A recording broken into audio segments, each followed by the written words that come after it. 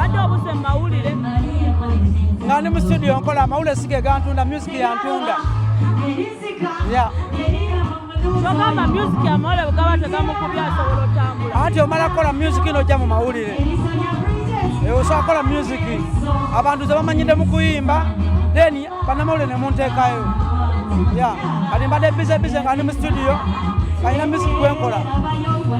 Yeah. Music kyoyo gwokola gwobadde totuwa. Abantu bamanyidde mu kukola ebintu ebirungi ate bitekinga time. Nkiwa obudde ne nkuwa ekintu ekirungi. Kati mbadde ne wuuli nga akyatambula mpola ngenda kuwanirizinga music omupya. Kati watuuse n'olaba ng'ebirungi bituuse okweka obireete naatera ososotola ennyabo. Abantu abasinga batimbye konsati gamikali kya konsati yaki nze sisobola kuba nti gundi akoze wabula nyina ennamba eyagala music wange time wegenda tuuka tugenda bawaayo ekintu ekirungi. olya wafuna management empya. Kola ne manager Kayemba solo ne unique management nene nnyo kata somewhere in Africa eya Kayemba honorable.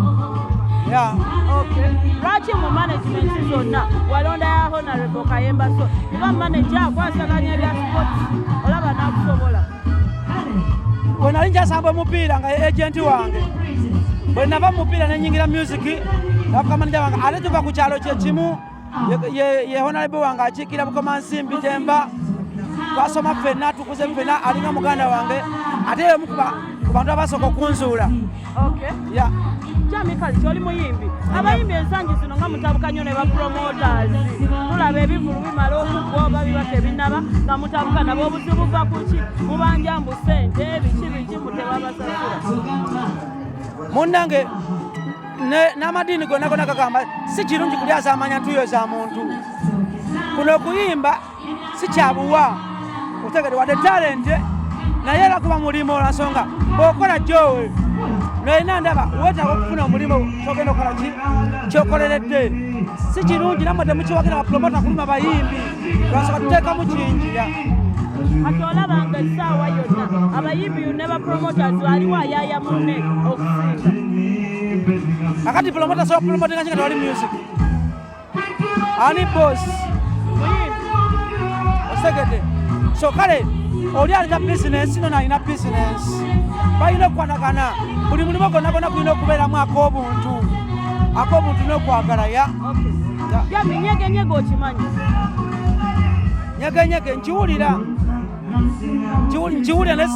sikivangako. N'essaawa zino tonnakiwulira kitegeera. Nze nkimanyi nga event naye nze nyina byenjagala otegedde so ne buli omu alina byayagala.